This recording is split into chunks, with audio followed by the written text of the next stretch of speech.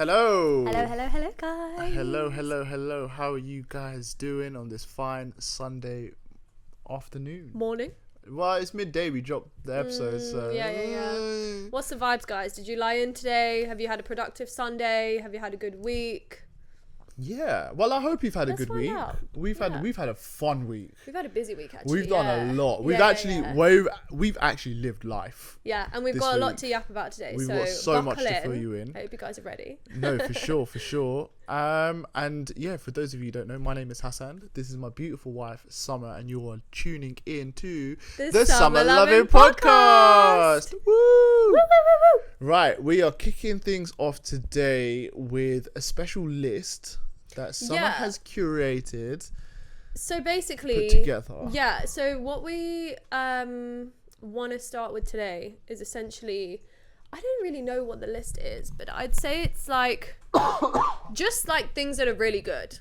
Like once I start listing them off, you'll know what I mean. But like things that are like really, little things that kind of make you feel good, kind of make you feel. They make you feel good. They make your life better. When they happen, you're like, yes, happiness. Like the yes list. I don't know. So I don't really know what's on this list, but someone's gonna tell me, and then I'm gonna see if I agree with the vibe. And yeah, let's see what you got. What have you got for us? Okay, cool. So the first one that I had was when you try a new dish or you cook a new dish for the first time and you're like, wow, this is amazing, I'm obsessed, I'm gonna have this for like a week. It's my new hyperfixation.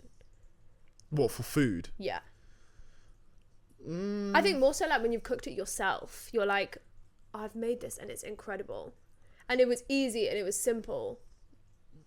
Okay. Like for me, when you, okay, I it get was what like that tuna crushed potato salad, like roasted potato salad that I was making over the summer. I was obsessed with it, and honestly, I could have eaten it for like 2 weeks straight. I'm not even joking. Yeah. No.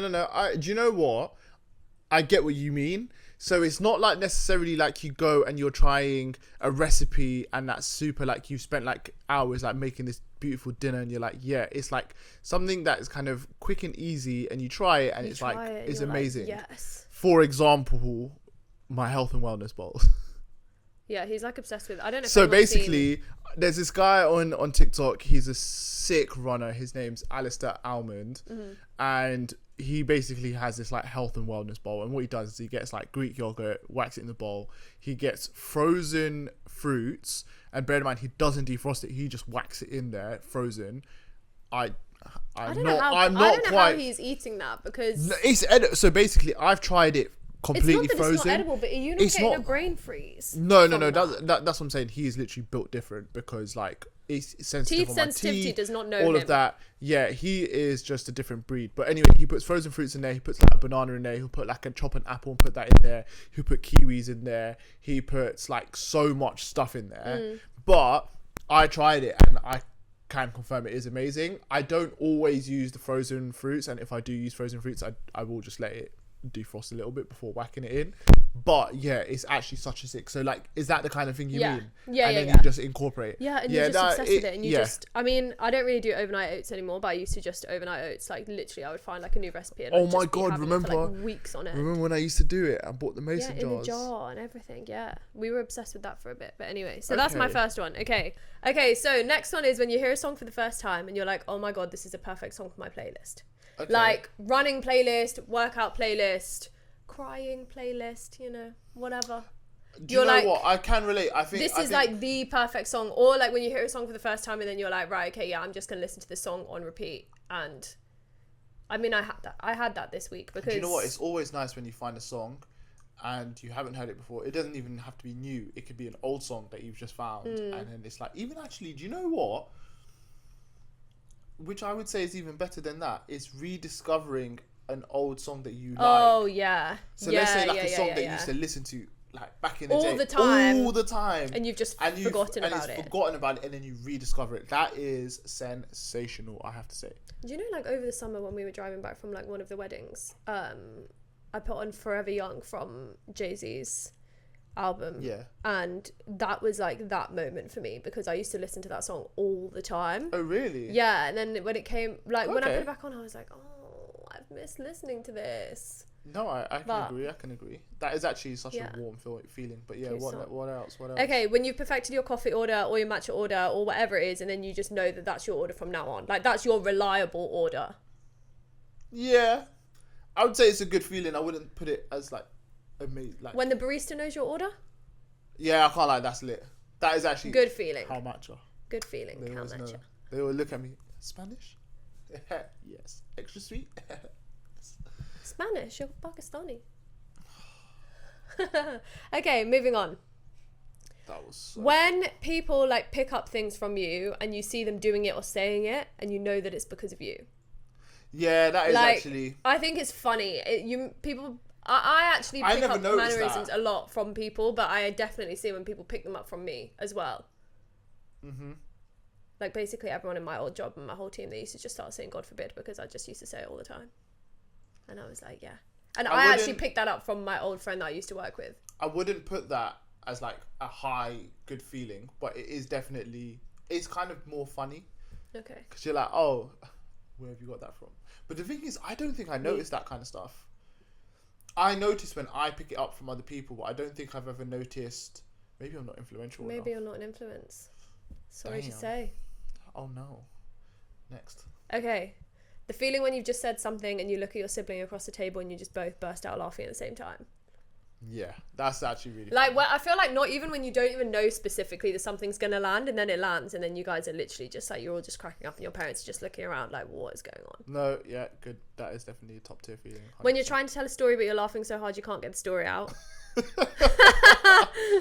I feel like that story of my I life. literally love that. I love that. Mm-hmm. When someone sends you a picture of something that they've seen, like an ad, a film, or I don't know, they're out somewhere and they like send you something and they say like they thought of you when they saw that. That's quite. I think that's really cute. That is quite cute. Because you're like, oh, like you. No, do you know? Should I tell you what? I'm not even with you. I'm not even in the same city, the same vicinity. Like you haven't seen me in like weeks. The cutest one that happens with me all the time, and it's actually really sweet, is when people see matcha, they send me pictures. Yeah, which is crazy because it's actually cute though. Like yeah, it's cute. They just see it because they just instantly, obviously, connect me to. He drinks coffee now, guys. I drink both. Right, what's next? Okay, anyway, when you put an outfit on, this is like top tier for me. When you put on an outfit and it's exactly how you imagine it was going to look and it fits you perfectly. And there's nothing, you don't need to like change it. You don't need to like spend another 10 minutes figuring out what's wrong with it. It's the perfect, elite. And you're just perfectly on time. Oh, you're beautiful. Never on time, so what are you talking about? In my time, I'm always on time. Literally never on time. When you get the email through from Ticketmaster or Live Nation or whoever it is saying your order is confirmed for a ticket for a concert you've gone to war over and all of your friends are going. I mean, it's exciting to go, but I'm not excited about the email. What are you talking about? You're talking about the feeling that you get. Yeah, but I don't get a feeling from the email. Once I'm in and I've bought the tickets. Nah, not from the email. Okay. You get that? Do you not? You would get that feeling once you've. I think you'd get that female. I think you would get that feeling once you've hit pay and it says payment accepted. You know you're going at that point. Yeah, order confirmed. I guess it's the same thing when not you know the email, these. Though. Okay. Do you not think the exhilarating moment is because you scrambled, you've added the tickets to your basket, then you've got 10 minutes to check out? Yeah, but I'm talking about any confirmation. It doesn't have to be the email. Anything that confirms it. Fine. Okay. I think the exhilarating moment for me is exhilarating. When you press pay. Okay. Okay. When someone randomly sends you a message about something you guys used to talk about and asks if like you're still doing it or like still into it or if you've done it. Like I actually had it recently. Yeah, I know. When Kellyanne, like one of my friends actually asked me, I used to sing when I was in school and stuff, and like I actually always said that when I moved to London I was going to get back into singing. I still haven't managed to do that. Don't know if I'll actually manage to do that, but I did love it. And she just said, she was just like, yeah, I remember you saying like at some point like you were gonna find a choir. Like, did you find a choir? Like, yeah, or like when I've told family friends like over Christmas that like I'm dancing and they're like, oh wow, like you're still dancing, like it's cute, it's nice. Yeah. When you meet someone for the first time and you're just vibing and you just know that you guys are going to be such good friends. Like, you know, you guys are talking about stuff. Everything is clicking. Yeah. Like, you ask them about their music taste. You ask them about films. Yeah, no, I get it. Do you know what I mean? I can relate because basically... Or, like, you guys are laughing at the same things. You're both chronically online, so you're talking about the same memes. Oh. Whatever it is. It's just funny. No, whatever it is a good vibe because obviously... Like, definitely when you're on a run because you're, like, perfect. Like, no, it's not even that. I've just found, obviously, like, I've got loads of friends at Run Club, but then there's one person who obviously we've been friends at Run Club the whole time, but then we've just recently discovered that we both have like an obsession about food, and it's just like amazing. It's literally like yes, you can get as crazy and excited as I do about something really simple, but yeah.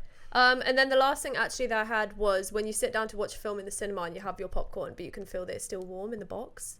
That never happens in the UK, unfortunately. It's happened to me. Well, lucky for you, but I'm living the dream. I've literally never experienced that. Really sad for you even you at haven't Everyman, experienced it. even at Everyman, I've never experienced that. You cannot tell me that when we go to Everyman, you can feel that it's warm. No, but Everyman, they bring it to you, so you don't get it when it's warm in the box. Anyway, do you know what I mean? Let's see. Yeah, that's the end of my list. Okay. No, that was actually really fun. There's a lot in there that's like wholesome and warm. And stuff that's good that I feel like you just don't really think about or talk about. Yeah, it happens and you just... Your mood is lifted. Your life is better. It's the little things, isn't it? Yeah. It's the little things that make life enjoyable and fun, which is quite interesting. Okay. No. I like that. Okay, we cool. should do a list of bad things. No. I could tell you one off the rip. What? Stubbing your toe. Oh God, stubbing your toe, catching your sleeve in a door when you're on your way out, when you're in a rush. No, do you know what's worse than in catching a new outfit? Do you know what's worse than catching your sleeve on a door? Is the belt hook. Oh, I don't get belt hooks caught, so that's happened once or twice, and that's even worse because you're trying to run and then it's pulling you all back.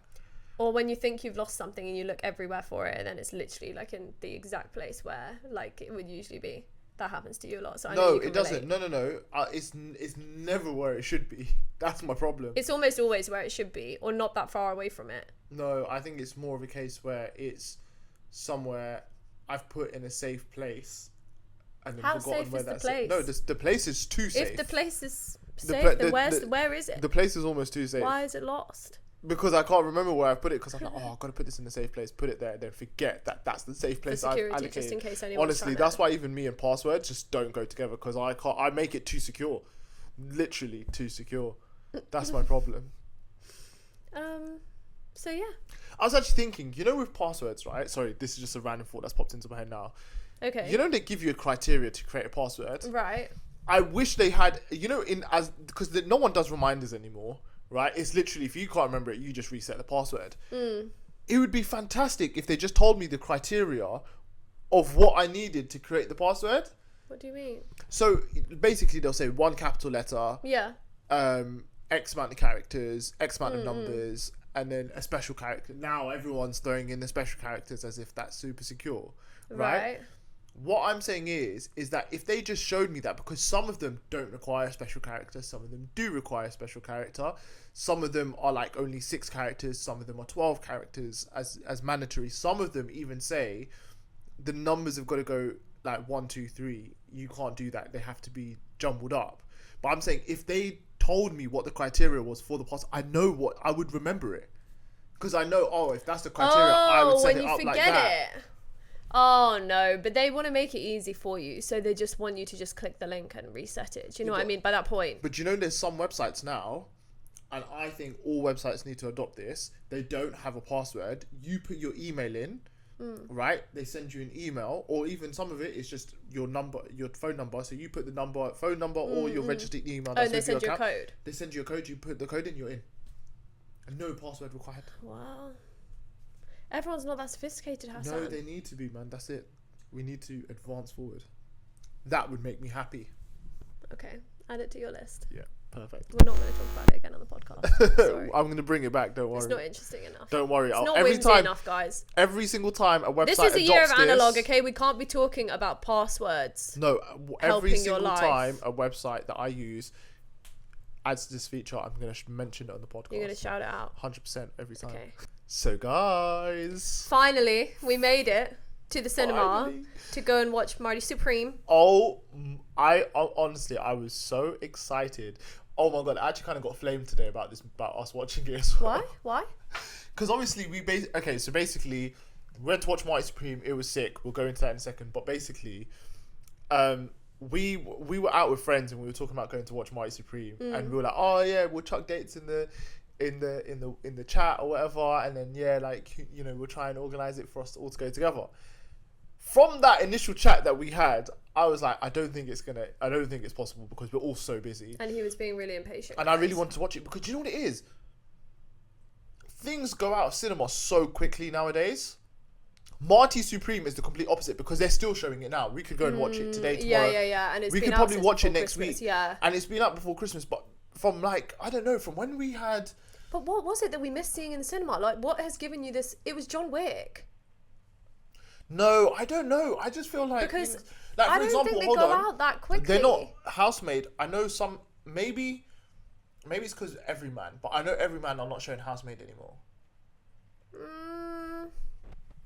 I know a lot of places are still showing it. Yeah, I don't know. In my head, I had this big panic as well where I was thinking it's gonna go out of cinema, and I was saying it because basically one of our friends said, oh yeah, I saw you went and watched that without us, and I was like, listen man, I had to make an executive decision, I've got to watch it or lose it, basically. I was like, which is funny because it's still in cinemas now, so yeah, you fully got it's fine. He was within his rights to tell you that you'd done too much. Anyway, Marty Supreme, for those of you who don't know, it's a movie about it's loosely based on a true story. It's about a world famous table tennis player from like the 50s. Yeah, I think so. I'm pretty sure it's around the 50s. I'm not sure exactly what time period, but and basically he is obsessed with the goal of becoming the world's best table tennis player. It's when table tennis is on the up, it's up and coming. And it wasn't big in America. Like America weren't like represented worldwide for it very well. Yeah, at all. No. Yeah, like they just didn't have a presence at all. Their table tennis like association in America or whatever you would It was like two guys at a desk. Yeah, it was. That's how they described it. Like they're not there. So he wanted to his goal, his dream was like, I'm going to be the best table tennis player in the world, and then I can be the face of table tennis in America and obviously make loads of money.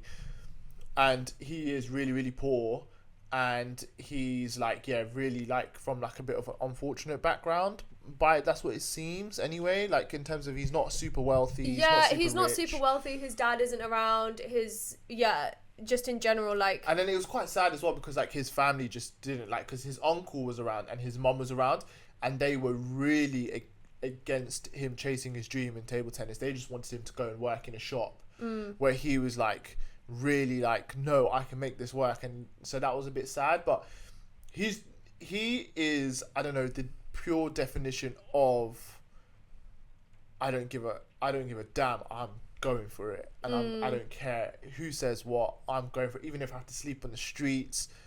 There was one time where he literally had to sleep in the table tennis arena, it was basically a table tennis club, but he slept in the office for a couple nights because he had nowhere to stay.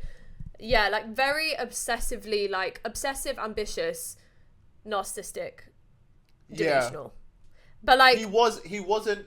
But his goal was just to get to that level and just become the best in the world. Yeah, the thing is, he wasn't a nice guy because essentially for him, he was he didn't care. Even if it was his best friend in the world, yeah, he would burn that guy if it meant he could get to where he needs to get to.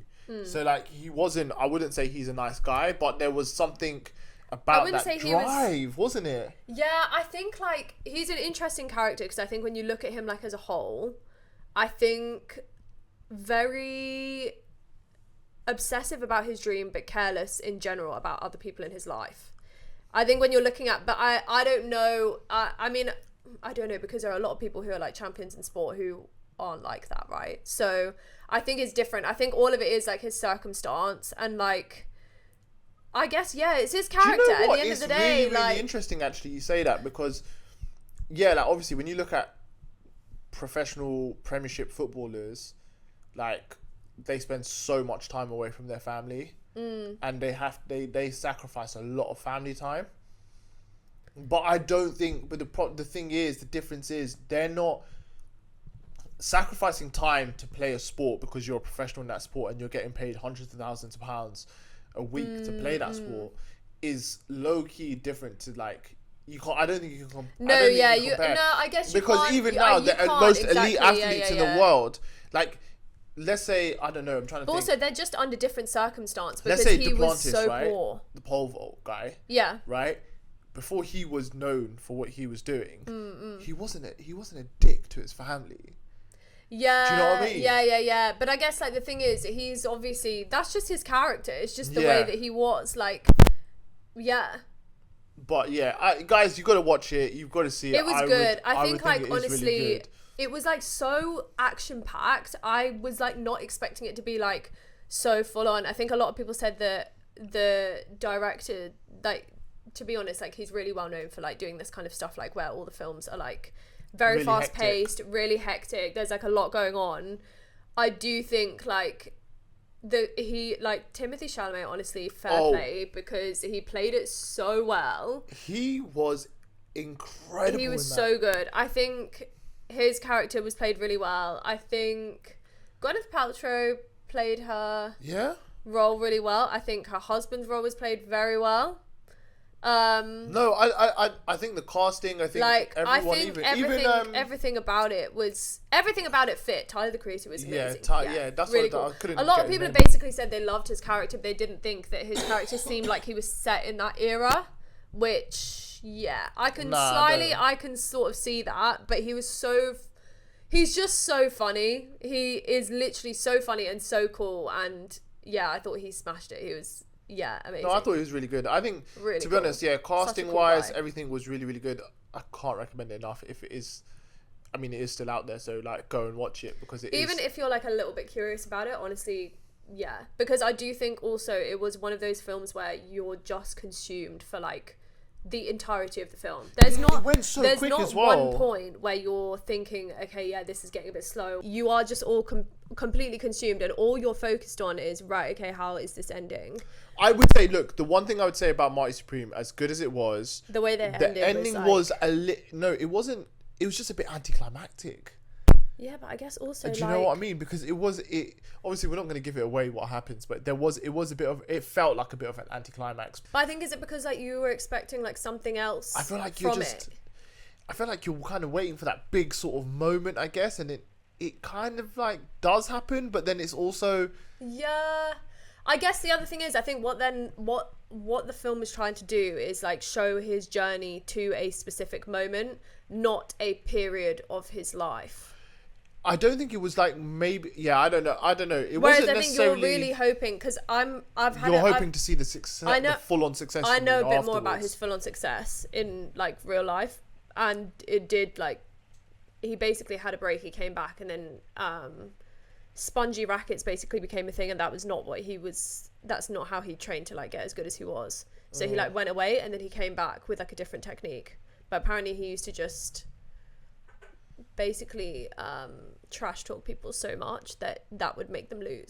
No, I don't think it's a case of we need the whole backstory of what he does for the next 10 years. I don't care about that.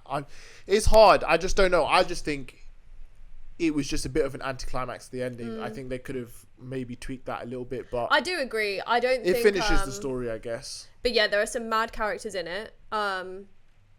And mad stuff going on for 2 hours non-stop. No. But really, really cool. And I actually really love the way it was shot. Like the whole the aesthetics of it. Everything. They just got everything perfect. Right. I think they got everything right. I think they got it perfect, which was really, really good. So the whole vibe. You are genuinely like consumed by Marty and what's going on in his life. No, for sure. So recommend. Okay, so we went to go and see a show this week. Yeah, we did. We did. So basically we went to go and see A Beautiful Little Fool. It's still on actually at Southwark Playhouse. I think it's on until the end of this month. Maybe. I think until the end of Jan. But basically I got served an ad for it like around Christmas time, and then I remember seeing it and thinking, oh, okay, cool, this looks like something a bit different. not kind of the big West End shows in London, but just something in a smaller theatre, something a bit different. Basically, it's about F. Scott Fitzgerald and Ella Scott Fitzgerald, his wife's life together. They were infamously known for being partiers in their era, basically. Yeah, who is he? What is he most famous for? Being the author of The Great Gatsby. Right, yeah. Yes. So that's his most famous book. But yeah, it's about... So it's their life, and basically it's being retold by their daughter. Or like after they've passed, basically. So we went to go and see it. Thoughts? What are your thoughts? Because you don't know anything about it, and you didn't know anything about it. No, honestly, I thought it was a great show. Like it was like a play/musical. So there was parts where obviously they were acting and talking, and then there's obviously parts when they're doing their big songs and stuff. And yeah, honestly, I'm not gonna lie. Yeah, I had a great time. I was pleasantly surprised. I wasn't too sure if I was going to enjoy it, what kind of vibe I was going to get from it. But yeah, I had a great time. It was kind of like a new experience. It was watching something, not in like a huge sort of big... theatre, like it's quite small and quite intimate. And also, guys, it was packed out. Like, it was completely sold out. It's actually been a really long time since I've been in the theatre, which has felt that packed, actually.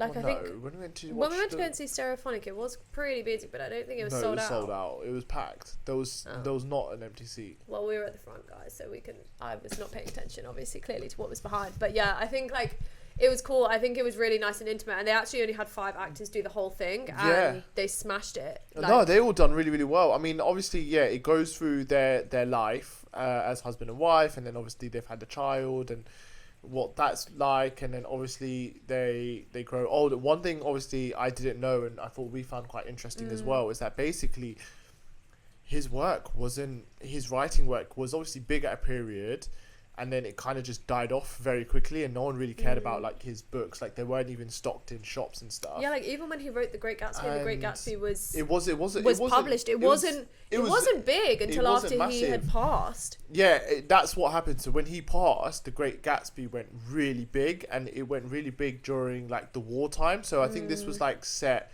like 1920s to 1930s, and then I think when World War II like took place, loads of soldiers would read The Great Gatsby. Yeah.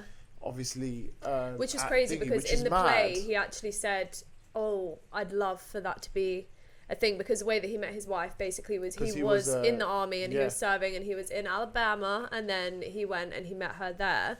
But yeah, I think it was really good. I think it was do you know what, it was actually a really fun like new kind of experience, if that makes sense. Yeah, because it wasn't like going to like I said, it wasn't like going to the West End. It was, I think, also because we didn't know what to expect. Like we didn't really know. I honestly didn't really know. I knew a bit more about the show because obviously I'd booked it, but I think just kind of it was actually really fun to go into something not knowing exactly what to expect, and or like how good it was going to be as well. Yeah, because but I think even we both said, we also both said like, oh, you know what, if we go right, and let's say it wasn't a good show, like it doesn't matter because we've tried something and it's still like a fun experience. Which, guys, like I would honestly recommend, like if you do see any of these kind of random shows on, like go and just try it out, you know. Like even if you're not in London, I know a lot of the smaller theatres, they'll be putting on shows all the time. Yeah, random productions, and like you should just go and just see what it's like. And the thing is, cool. if it's not great, oh well, so you've still got a funny story because you kind of went and watched a bad play. Yeah, you know. But I feel like it's just the same as going to the cinema and seeing a bad film. Like it's just. You've still gone. Exactly. You've gone. You've tried it. You've done something. I think also, I know this is kind of crazy, right? I know this is kind of crazy, and I don't know. You can tell me if this is a wild take. I think there's more chance of you watching a bad cinema movie than you watching a bad play. Because I think there's always going to be a bit of like there's going to be something that you like. There's always going to be like a little bit of like, I don't know, like a unique kind of like. There'll be something about live, it. Yeah, right? No, that's what I was going to say. I mean, like actually, so in the play, literally right at the end, the girl so they had a live band as well who done all the music, and they were sick. And basically, the girl who was on the she was actually had an electric guitar and an acoustic guitar, and she was switching between the two. And I think right at the end, she just knocked over a water bottle, and obviously it was quite loud because it was during like a monologue. Really quiet And, scene, and then obviously everyone's like looked over, bless her, but like it wasn't. She didn't ruin it, and it wasn't bad. So that's what I'm saying. So I don't think the theatre could actually be that catastrophically bad. I think as well, it's been a long time. I think the only time it could potentially be bad. I did see a bad show recently, but I think in general, other than that one show, I do think it is a thing where I don't think there's anywhere where you're going to go and you're going to think, oh, this is absolutely awful. I actually really loved the set of that show that I thought was awful. I think the only time it could be bad is if you were going to watch, say, I'm going to use Lion King as an example, although Lion King is just fantastic. But it's like, say you go to watch something of that stature, like a Lion King, and you've never watched it before, but you're like that stature, like that big, and then you go there and you're disappointed because it's not as big as you've built up in your mind. Oh, yeah, maybe. Do you know what I mean? But I think if you go in with like a less... Or like, for example, Stranger Things. If you've watched Stranger Things and then you've seen the theatre show and you're like, well, this is just like completely unrelated to the TV show, then you might be a bit... I'm not really vibing with that. Which is interesting. Stranger Things is actually, as a theatre show's got really good reviews. I know. Incredible reviews. We will be going to watch it. Repeated people who go and see it time and time again. Yeah. But yeah, I think... We will watch it, I think. Definitely. I think it was cool. We still definitely have a few shows on our list. Yeah, Devil Wears Prada before it goes. MJ the Musical before it goes out of theatres in Feb. I'd be interested to see if that goes on tour, actually. And also... Michael's biopic film is coming out later this year. Oh, yeah. I've heard about this. I think that's why it's gone out of theatre. I think they've potentially, I think they've taken it out of theatre because they're going to obviously push the movie. I wonder if it'll come back. Yeah, I think it will, 100%. Because I feel like, Wicked saw like a huge boom, like in theatres after it was released on film. I think it will, but I don't know. Maybe, but I don't think... I don't know. You tell me. What do you think's bigger, Wicked or the Michael Jackson show? I don't know. But the thing is, I think Michael is obviously obviously an artist, and obviously his music is way better than obviously Wicked. But I think the reason why the movie's popped. Story. No, the reason why Wicked popped was because of Ariana. Yeah, well, just because of the film in general, like. No, like, because obviously the theatre thing was obviously been fantastic, right? It's really, really good, right? But the reason why it's boomed is because they made a movie and because Ariana featured in the movie. They got all of her stands, basically. All of her press, yeah. All of her stands were, like, obviously chasing it, and they've made it bigger. Yeah. Because it's interesting, actually, because there's a TikTok... No, it's funny, because actually there's a TikToker who I watch, and she's, like, obsessed with Ariana. Okay. And obviously when Wicked came out, both of them, she was obsessed with both, and she got to go to the premiere for both, and she was like, crying with excitement and blah, blah, blah, which is fantastic. But would she have cared? If it had been someone else. I don't think she would have cared. Yeah, potentially, yeah. Yeah, I can see that, So I think that's maybe why then that's happened. But I think, obviously, with MJ, I think it's a case where... I think they've pulled it because of the movie, and they want all the focus to be on the movie. Potentially, it depends if it's the same people doing the film and then investing. Yeah, it is, isn't it? Wasn't it all owned by the trust or whatever? Sure. I don't know. I'm not sure, but yeah, I think his family overall really cool, beautiful, little was a good experience. Definitely. Has it made you want to watch A Great Gatsby? No, I've wanted to watch A Great Gatsby. I think it's quite criminal that I haven't watched it. Do you want to read it first now, though? No. Really? Oh, actually, you know what? This is something we need to talk about. Okay. I've basically... So, obviously, we're going to touch on this now because we're kind of moving into reading, which is quite perfect. Obviously, as you guys know, my objective of this year is to read 2 books a month. And last week, we said... I announced that I haven't actually read anything so far. Horror. And which was obviously really like dangerous. And then I'm like, we'll tell you next week if we said we'd give you an update like on what the progress was. Right. The progress is I've basically finished 1 book. Yeah. I've pretty much finished. And obviously then it just gives me about 10 days to read another book, and that should be fine. But basically speaking about Great Gatsby, books, movies, everything. The book I have read and I've almost finished is The Hunger Games, right? Now, obviously, I've watched all the movies of The Hunger Games multiple times. Yeah. I've never read the books. But obviously, you wanted to read it. Obviously, we got Sunrise of the Reaping coming out this year. Yeah. On the Reaping coming out this year. And so we were like, and obviously, we've also had a lot of recommendations where people have said, oh, you should just read the Hunger Games books because they're so good. Yeah. Which is why we've done it, right? Now, here's my thing. Any books that have been turned into movies, I personally think you should watch the movie first and then read the book. Why? Because you think you're going to be disappointed by the film? I think, yeah. Basically, yeah. Do you know what I'd say is like, I kind of agree. Because I think if you watch a movie, and I went back and I was thinking about it, because the other one which... What, you're just going to nitpick if you've read the book? No. So, okay. So with Hunger Games, we'll talk about Hunger Games first, right? Basically, the book itself, if for those of you who haven't read it, the book is literally strictly from Katniss's point of view. Yeah. So, for example, in the movie, you see the game makers, the people who are like controlling the games. You see all of this stuff that Snow is doing. None of that's in the book because it's strictly from Katniss's point of view, right? And what it's done is it's not made the movie rubbish for me, but what it's done is it's kind of like made me kind of not understand, but kind of connect with Katniss a little bit differently. Yeah. Because in the movies, and I said this to you as well, right? Katniss is fierce. She's like mean and she's like this, that, the other. But when you read the book, she's actually quite vulnerable. Yeah. And I feel like the movie doesn't carry that, but you're kind of learning a little bit more, if that makes sense. So I feel like the book has kind of filled in gaps, right? Whereas if I've read this first and then watched this, I'll be like, who's this Snow guy floating about? Who's this game maker?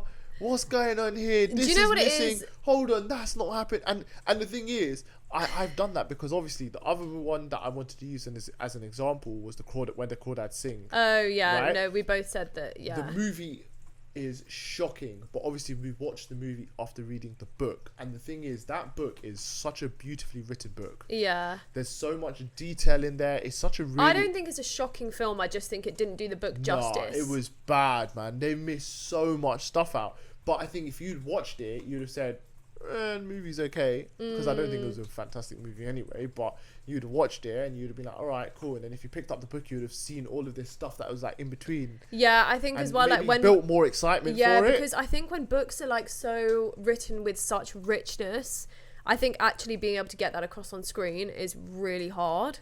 That being said, also one thing is like that I think Hunger Games shows you they've done a really good. They've had a really good shot at it. Like we were talking about this because we were talking about even like in the book, right? There's so much detail and there's so much like the way she describes everything, like from like when they set fire to the forest and she's running from that forest fire, like all of that, they put so much detail. Or even before they go into the arena, like when they're at the training camp. But I think I said this to you, didn't I? Because I said, I think when you're reading the book after you've watched the film, you just sort of forget how much needs to be described and versus how much on the screen you can just immediately, if you're watching a film, you take it in so quickly and so easily. You see, I don't know, you see all the weapon stations at the training camp, you see the game makers are at the top and they're all watching down below, and you visualize, like, you don't have to be told, oh, okay, Katniss is wearing this and this is where she's standing and this is what she's picking up, because everything is just happening. Whereas I think Suzanne Collins is like an incredible writer, honestly, absolutely insane. But I did hear a different point of view. So basically, you haven't read any Emily Henry yet, but Emily Henry is another author that has written a lot of basically romance, I'd say, is her main genre. Yeah. Anyway, one of Emily Henry's books, People We Meet on Vacation, has just been made into a film and it's been released on Netflix. And a lot of people have said that they didn't really like it. But basically, another girl that I like to... Have you read the book? TikToker. No, I actually haven't read it. Okay. But she was basically saying that she has now... What she does now when she reads a book is the book and the film to her exist as two separate entities, and she'll watch the film from the point of view of, I'm just watching this film and this is the story. I'm not being funny. I think that's ridiculous. No, how can you do that? That doesn't even make sense. I think it's difficult, but I think what she means is she's not doing it as in, like, she said she was saying, like, that she would watch it and think to herself, okay, this didn't really happen like this and this happened differently, but she wouldn't judge it based off of, okay, now I'm going to compare it to the book, because the film's still its own.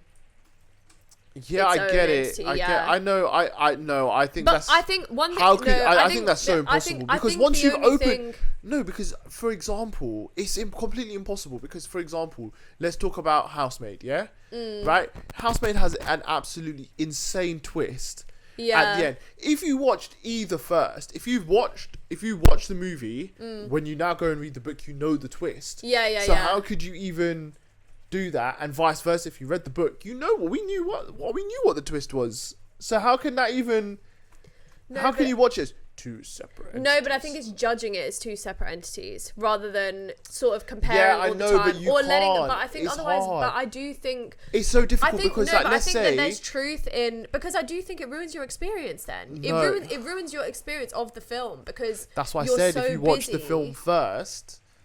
Yeah. You can, if you do the film first, it works. Yeah. It works. It's such a rare occasion, because obviously the books always come first, isn't it? Yeah, I think. But no one ever makes a movie and then goes, "Oh, do you know what? I'll write a book." No, but do you know what it is? I think a lot of people actually will go and watch the film first because they will sort of see, and if it's good enough, then they'll go back and they'll read the book, which is a bit sad. I've never had anyone do that, to be honest. No, I think a lot of people do that.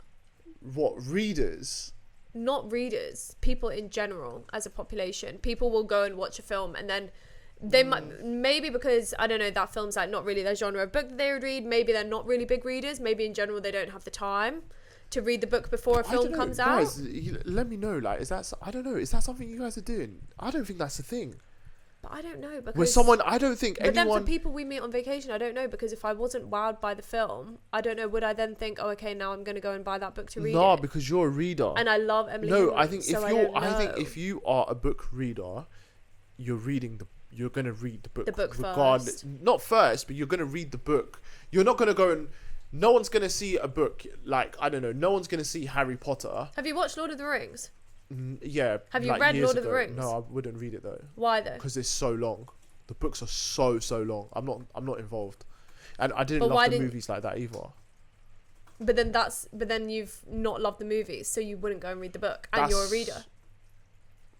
No, it's not. The books are long, but Harry Potter's long as well. No, I would say, look, Lord of the Rings is a different kind of thing, because I'm not into the whole elf landish and all of this kind of stuff, and like it's just not confirm or deny, it's just not really my cup of tea. I watched the movies years and years ago when they came out. I watched them because they were big at the time. Yeah, the movies were fun, they were good, but I'm not into it. So then basically, like, I wouldn't go and read them now. Does that make sense? Yeah, it makes sense. But let's have a look at, like I said, I'm trying to think of. But then a lot of people that I know now they've watched Housemaid and then they've said, no, but now it's made me really want to read it. Yeah, because that makes sense, because that's fine. That makes sense. But no one's gone out and said, oh, there's this book called A Housemaid. Oh, do you know what? There's a movie actually. I'm going to watch the movie first and then I'll decide whether I want to read it. I don't think that's a thing. I think it is a thing. If that is, that's really sad. It is sad, but everyone's not a reader. I don't know, because I think if you everyone's not a reader, but a lot of people like to watch films, and I think that's true. I think no, because like, okay, let's put it like this, right? Also, Hunger Games. Let's put it like this. Hunger Games because it's big in the cinema, but you don't have time to read it. Hunger Games movies are all out. Yeah. Right. All the books are out. Yeah. We've watched the movies. We love it. We've read the Hunger Games.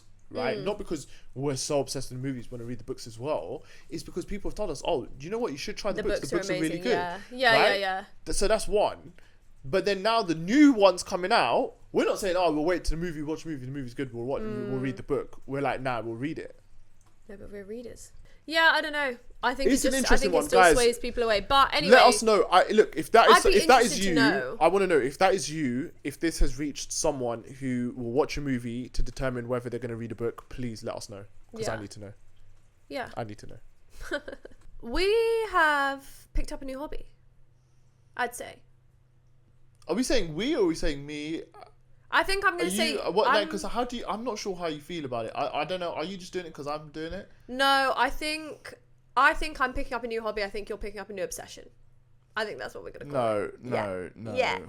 Yeah. No, I don't think so. It's definitely one of those things where, like, because it's new, you kind of just want to do it a lot. Yeah, maybe, yeah. Okay, guys, it's not anything crazy. It's literally just chess. It's honestly so crazy. It's chess. Yeah, it's chess. It was actually, so chess... Where did this come from, by the way? Basically, I think it was on my list. Well, no, actually... Yeah, was it on your list for 2026? It's on my list for 20. Yeah, it's on my list for 2026. What happened is last year, one of my friends from Run Club, we were talking. He suggested, "Oh, would you like to go to this chess meet?" And on Tuesday, there's a place in Shoreditch. You can go play chess, and it's kind of like they play live music and stuff as well. It's meant to be a bit of a vibe. So we've been meaning to do that. We've just never been able to do it. Because we've been so busy and stuff. And then obviously going into 2026, I wrote it down on my list of things to do.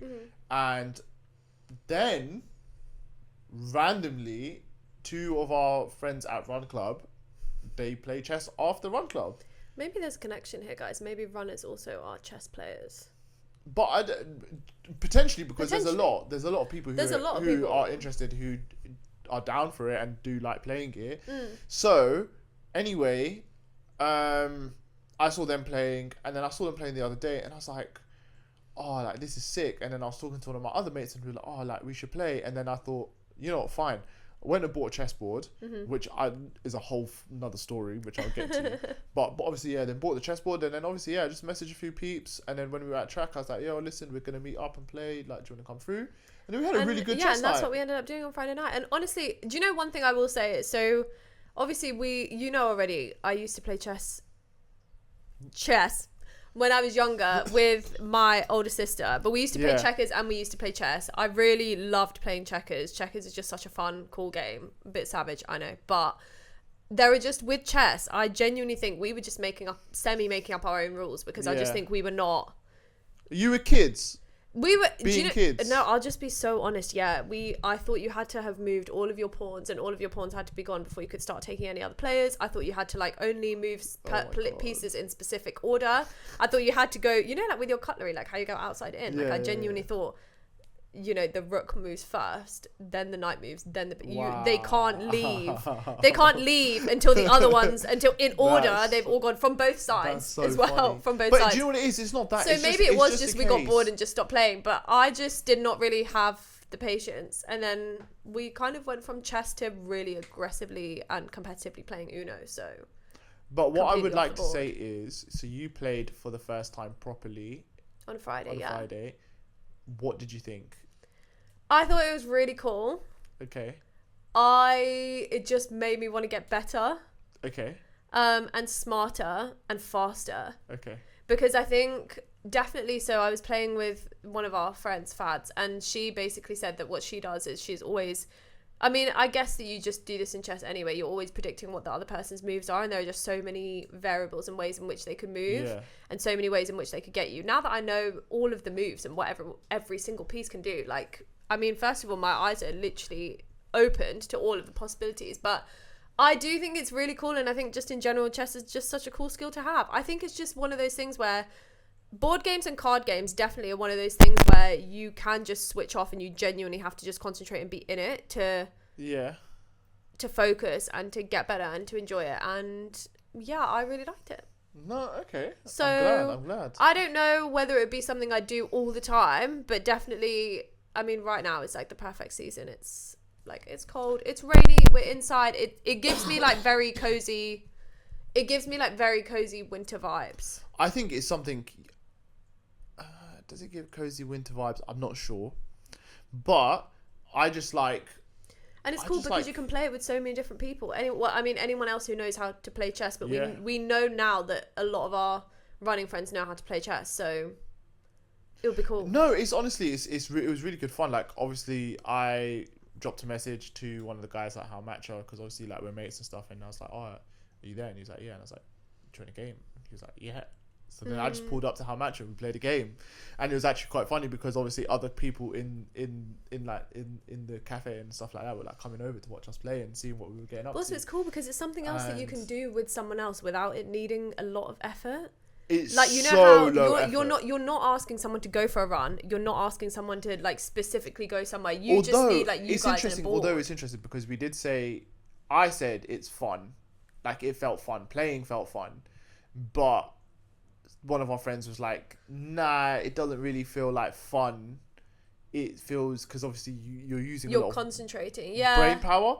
But then I don't know, because then another one of my friends was like, oh no, it feels so good when you play because you feel like you've really stretched your brain muscles. That's what I was gonna say. Like, and I think really thought, and I think, I don't know, it's obviously the thing for me which I need to get better at is I need to actually learn proper technical chess moves and strategies, right? But also I am horrible at I'm just doing what I'm doing, but I need to know what the other man's doing and what he's trying to do, because I just don't care, and I just think, I'm just gonna do my thing. And also, we're not even in time. We're not even in time games yet. I think honestly, playing on Friday, I don't think we'd ever play time we wouldn't do though. it, but I think in general, you just realize people are literally playing time games. How are they even knowing quickly enough? That's definitely technical chess move. Yeah. Because that you're guaranteed to get. But the thing is, they play a certain strategy, right? And then they can know instantly that you're talking about professionals, yeah? So they'll play it with a certain strategy. They will know my man's coming, he's trying to do that strategy, so I'm going to continue with my strategy while blocking his strategy. And that's when it gets techie. Yeah. But it's cool. I think it's like... But like, honestly, I'm not going to lie, some of our friends... Really good. Really good. Jaden, Ayub, really good players. Yeah. Really good players. They were like, Jaden's mad. Like the way he was putting those knights in certain places, and you're just there like, well, what am I meant to do now? So yeah, really good. Yeah, it's cool. I think, I think why not? It's a good thing to be able to play. I think it's just like having another skill. It's a skill and it's a hobby. I think I think it would be fun. I mean, like I do, like I said, because it's one of those new things. I'm enjoying it. I want to just do it loads. But I think even if it was to die down and like, you just have a game or 2 games every month or so, like, it would be quite fun. And you can just whip it out and just play it whenever. And also, I'm not being funny. It's just like it's not like, it doesn't cost, if that makes sense. Yeah, once you've got like once you've got a board, it doesn't cost. Speaking of cost, right? Oh, the chessboard that you almost got bumped for. Yeah. Nah, it wasn't even I got bumped for, right? Basically, there's a chess shop, literally in our area, and we see it all the time. And that was another reason why I kind of wanted to play chess, because obviously I see this shop all the time. And I think we stopped outside once and we goofed around. Yeah. And then basically, anyway, seen it, so I was like, obviously if I'm gonna get a chessboard, I'll go there, right? Chess shop. So I walked in and I was like, sorry, I wanted to buy a chessboard. And because the reason why I asked and not really went is because they've just got bare chessboards out. Okay. And not really like prices. It's not like a... Yeah. It's like they're out in the open, so it's not like almost like shelves with like stock where you can just kind of walk up to the shelf and see the prices. They just out for display. Yeah, everywhere. So anyway, well, it's not something you can pick up and run off with, obviously. Yeah, exactly. But obviously, I'm not trying to. I don't know. Anyway, so he goes, you come to the right place. I was like, haha. Obviously. Haha. But anyway, he's now taken me, and he goes, you should get this. I've got this. It's portable and blah blah blah, and then da. He showed it, and it looked really nice. £200. Yeah, I'm really glad you did not lean under that pressure, because we know that you do this. £200. I was like, but yeah, that is crazy. And then obviously I was like, and then he actually went, but then we've also got these, and then he showed me all of them, and then they're like 150, 75, £90, all of these, and I'm thinking, brother. For your first chessboard, I'm just trying to play chess, man. Like I don't need a mortgage on a £200 board. Yeah, it just didn't make sense. I was like really confused. And the thing is, and this is not me saying that there shouldn't be chessboards priced at that price. No, because also they'll be priced for a reason. Like it's the materials. I'm not saying that they shouldn't be. I mean, I'm sure there's chessboards which cost thousands, right?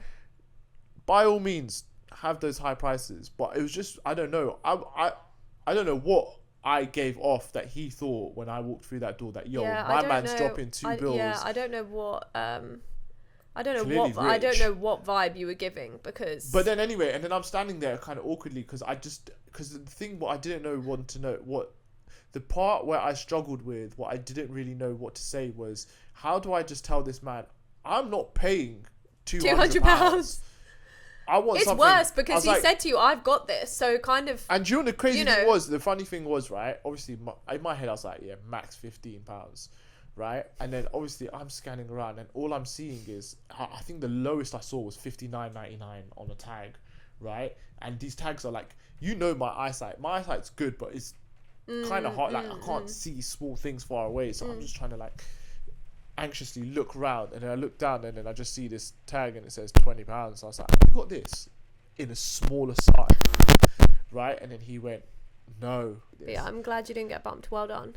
But honestly, it wasn't that. It wasn't that I was gonna go in there and get bumped. But obviously, like, it's just so awkward because he's just showing all of these extravagant chessboards, and he's like really happy about it, and I'm really happy that he's happy about it. But I'm not spending £200 You're on a chessboard. not happy about it. It's not that I wasn't happy. I was like, great, fantastic. Yeah, but especially when someone's talking about something so passionately, I feel like it's really hard to just say. Like, I just didn't know what. But no. I felt like I wish I just led. I was like, listen, I'm trying to buy a chessboard. This is my budget. It's my first time. I'm willing to spend £15. Have you got something that meets that requirement? And then he could have said no, but we got something for 20, and I would have said, boom, done. But then he's just showing me all this stuff. I feel bad. But then he was actually a really nice guy, because when I did buy it, he was like, oh, come here, take a picture of this. And it was like a whole like timetable of basically all the chess meets in London. I thought you were going to say, come and take a picture of that board as something you can aspire towards. No. Everything for like, all of it has literally all of the chess meets and everything. And then all of the meets on Mondays, which is really Tuesdays, cute. That's really which was really sweet. And then also the other thing he said as well when I left, he goes, and honestly, like, actually, like, if you are getting into chess, because obviously he didn't ask my background in chess or anything, because if you are getting into playing chess, like, try your best to play with people in real life.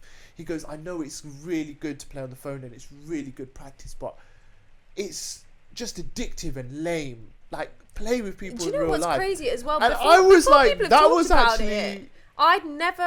It's not that I'd never thought about it, but I just forgot that was something you could even do. But you know, that's how like... Didn't even enter like... But that's like how some people have got really good. No, that is... Yeah, which fair. Honestly, I don't know. It just hadn't entered my brain. I don't think I would be good at playing. I'm not like a massive games on your phone kind of person, but... I don't think I'd be good at playing on the phone for the one reason of... So you know how I was saying my one weakness is basically understanding what people are doing. I understand what basically...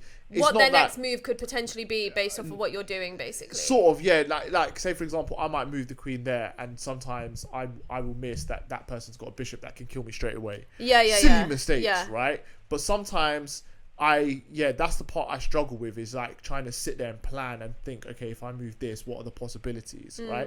I think I'd be way worse at spotting that on a screen. Oh yeah, 100%. Way worse. 100%, because it's not. I just. But obviously, think it's not there in front of you. Guilty. I am gonna download an app. Guilty. And I am gonna try and play it online, because I've heard it's a good way to get good, and then also, like, I want to learn like strategies and like and moves and stuff, so I can practice that on people online. Yeah. And just kind of see how it goes. Whereas obviously I'm not going to take it like too serious. I don't care about my score and all of this, because you know apparently you can get like a chess score online, and then that's how people know if you're good or not. Oh right, and then that's how they decide who to play with. Not necessarily who to play with, but they just know. They just know. Yeah, like that's entering a whole new world. Yeah, like, there's loads. We need to watch Queen's Gambit now. Strava splits to chess scores. Oh, that's my life now. I'm focused what a trajectory. I'm focused on my Strava splits and my Strava times, and then now chess scores on the chess moves. Well, you can play in person with me. Just don't crush me with your strategies before I've had a chance to find out what they are. I need all the tips, guys. Well, we'll see. I need all the tips. We'll see. Yeah. But we're gonna wrap up. Yeah, we're gonna love you and leave you guys. We've had an eventful week. There's so much going on with the chess, with the reading, with the theatre, with the movies. So we hope we've filled you with what we've been up to and given you some, I don't know, maybe some inspiration about what you can get up to. And if not, just a bit of like comfort listening, comfort watching, Yeah, we hope you've enjoyed this episode. And we'll be back next week. We will be back next week, next Sunday, midday. That is when our episodes come out, guys. So, be locked in. Please hit the subscribe button, hit the like button, and share it with people that you know. If there's anyone that you think needs a podcast or needs just anything to listen to in the background of whatever they're doing. Yeah, let them know, man. Share it. Let them know where the vibes are at. Because we've got literally. the vibes. Yeah.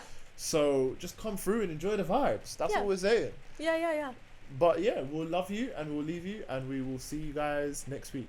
Take Thanks, care. guys. Bye-bye. Bye.